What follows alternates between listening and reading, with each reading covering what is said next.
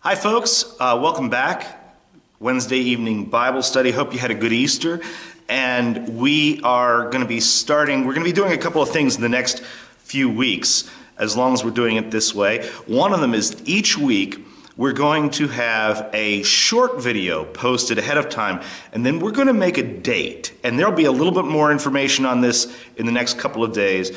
We're going to have an opportunity to interact with one another. So there'll be some information on how to do that here shortly.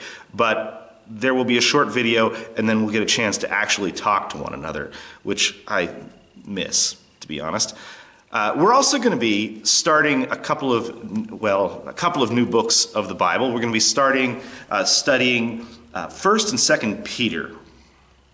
Now, if you're a little rusty on this, 1st and 2nd Peter, two letters. They're not very long. You could go read them through. In fact, I would recommend before we do anything else that you go ahead here in the next day or two and you just read through 1st and 2nd Peter. Really, 1st Peter would take you about half an hour at most to read. 2nd Peter's about the same length. And these are our letters that are written to encourage Christians under hardship. These are letters that are written to encourage, in this case, persecuted and just plain confused believers to stand fast in their faith and to live a life, even in difficulty, that bears consistent witness to the greatness of Jesus Christ at work in them. A little bit of background before we get into it. These are obviously both letters attributed to Peter, traditionally. Now, his name's attached to both. There is, as far as I'm aware, no real debate about Peter's authorship of 1st Peter. This was universally attested in the early church.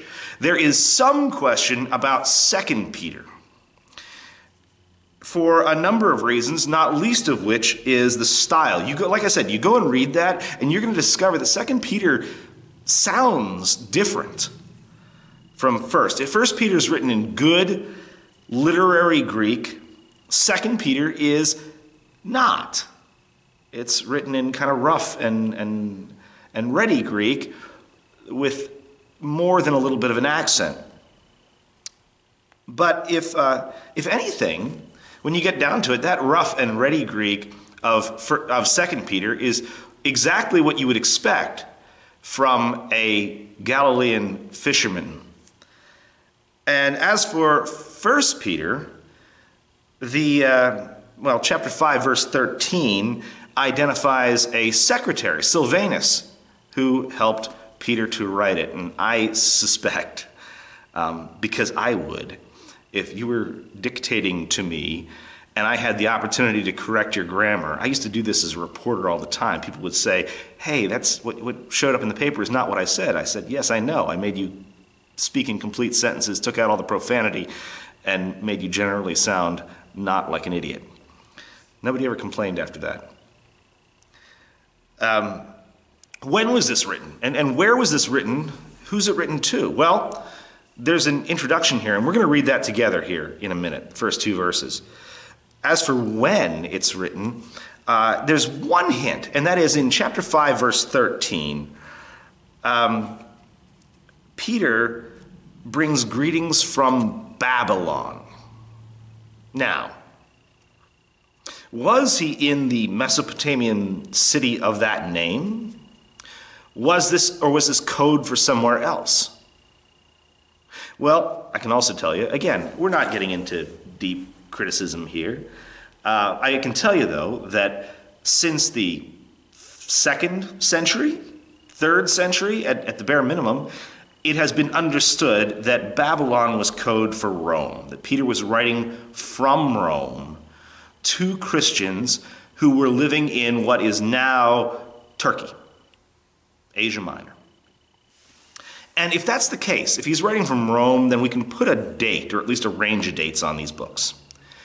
And that range of dates is anywhere from about 60 to about 68 AD. Again, we're assuming that this is Peter himself. We're assuming all these things.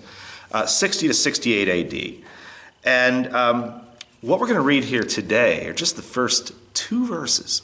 That's all. We're going to do this more or less a chapter at a time, but I want to save the rest of chapter 1 for next week when we might be able to discuss this together. But I want to point out a few things to you here in the very introduction, the greeting. So I want you to go ahead very quickly here, reach up, press pause, go and read the first 2 verses for now of 1 Peter. Ready? Go.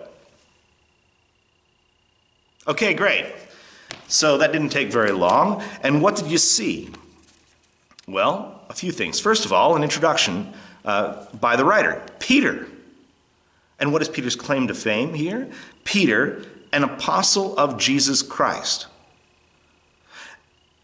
And who's he writing to? He says, to those who are elect exiles of the dispersion in Pontus, Galatia, Cappadocia, Asia, and Bithynia, according to the foreknowledge of God the Father and the sanctification of the Spirit, for obedience to Jesus Christ and for sprinkling with his blood, may grace and peace be multiplied to you.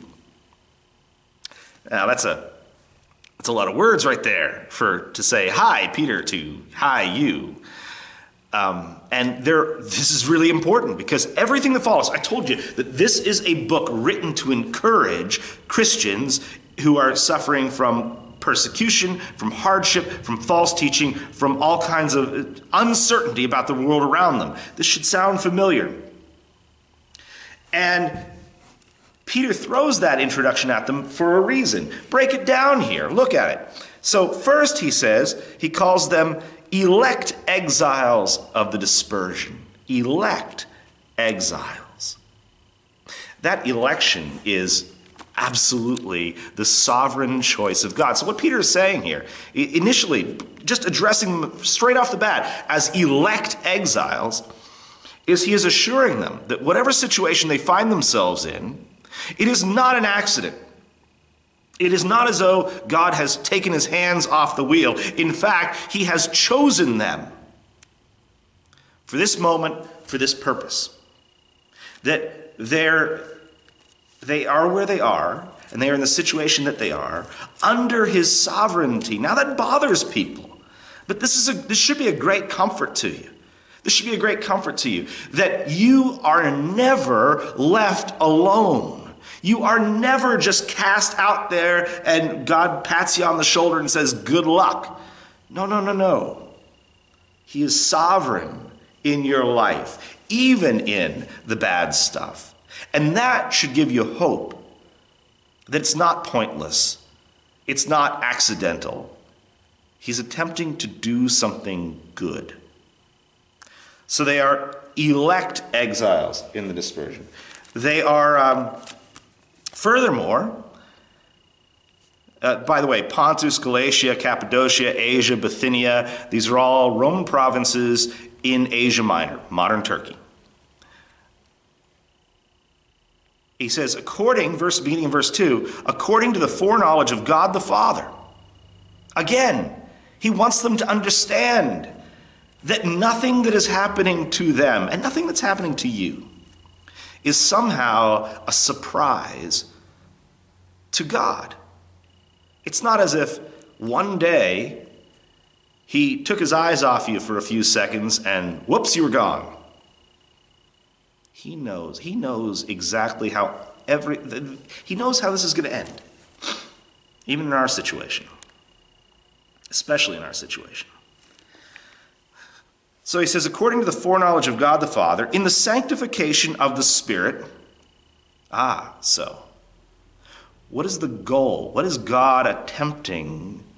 Not attempting, God never attempts, God does. What is God doing in their lives now that they find themselves in this tough situation? Well, it is for their sanctification. It is for their holiness. He is using it as a tool to transform them in the likeness and the image of Jesus. As you are going to work, as you are working from home, as you are staying home, this should be our prayer every single day. With the world the way it is around us, how Lord, are you using this for my holiness? How are you using this that I might know you better, love you better, and serve you more faithfully? Because that sanctification is, next few words here, for obedience to Jesus Christ. That's the goal. That is the goal. Obedience to Jesus Christ and for sprinkling with his blood. Now, that's a little mysterious, but if you want to, you can go back and read Exodus chapter 24. Exodus chapter 24, I believe it's the beginning of the chapter. Anyway, I probably should have looked this up before I went and recorded a video, shouldn't I? Exodus 24, let's look at verse 8. So, when Moses confirmed the covenant that God had made with his people on Mount Sinai, at Mount Sinai, there were sacrificial animals slaughtered, and the oxen, and Moses took half of the blood and he put it in basins, and half the blood he threw against the altar.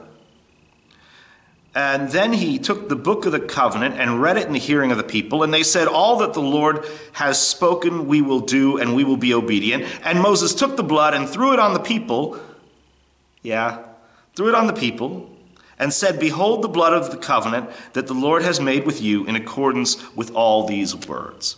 Now, in the Old Testament, a covenant involved blood for a couple of reasons. One is that this was the kind of means of enforcement, that this is what will happen to you if you break the covenant. It involves blood. It's also that the covenant is made between a holy God and an unholy people. It still is. And how are they fit to be holy in the sight of the Lord? Well, he provides this means by these sacrificial animals to stand in. And it's not that the sacrificial animals cleanse them from sins. The sacrificial animals pointed forward to that ultimate redemption from sin and death by the blood of Jesus Christ shed on the cross. And just as that blood of the covenant was sprinkled on the people as a reminder, as a seal of God's promises, you, it says here, are sealed by the sprinkled blood of Jesus Christ. It's worth remembering on a daily basis two things. One, what did it cost for you to live? What did it cost for you to live? Well, the answer is it cost the life of the Son of God, who laid it down willingly out of love. And second thing to remember, every day, not just what did it cost him, but if this is what he has done for you, if you have been sprinkled, metaphorically speaking, with the blood of the Lamb, why would you worry about anything anyone in this world can do to you? And furthermore, why would you worry about being abandoned by him? The blood of Jesus Christ is sufficient to cleanse from all iniquity. So stand strong, take heart. Yeah, you know what? You're going to find some bad stuff around you. These guys that Peter is writing to did too. But you have the assurance that this is not an accident, none of it. That you are right now under the sovereign authority of a God who loves you, that you have been chosen for this purpose, that he knew, of course he knew, the situation in which you would find yourself, that the purpose, his purpose in it is your sanctification, and you have that promise sealed by the sprinkled blood of Jesus. Again, there'll be some more information here in the next few days, but I hope to see you, actually to see you next week, and go ahead and read the first chapter of 1 Peter. Thanks.